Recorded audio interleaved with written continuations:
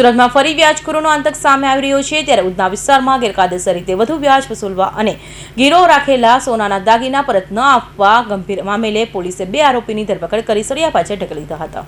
Udhna police પાસેથી મળતી માહિતી મુજબ ફરિયાદીએ જણાવ્યું કે વર્ષ 2020માં આર્થિક જરૂરિયાતને કારણે તેણે શ્રી સાંઈ કૃપા નામે વ્યાજે રૂપિયા આપવાનો ધંધો કરતા સચિન પંજબર રાવ રડકે અને અમિત પંજબ રાવ રડકે પાસેથી 56.69 ગ્રામ સોનાના દાગીના ગીરીઓ મૂકી 2.40 લાખ ઉધાર લીધા હતા।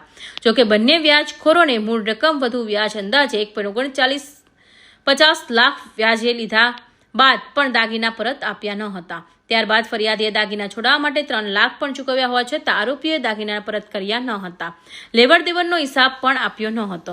દાગીના પરત માંગતા ફરિયાદીને ધમકી આપવામાં આવતા આખરે ફરિયાદીએ ઉધના પોલીસ મથકે ફરિયાદ નોંધાવતા જ પોલીસે બંને ભાજખોર સચિન પંજબરાવ રડકે અને અમિત પંજબરાવ રડકેની ધરપકડ કરી વધુ તપાસ હાથ ધરી છે।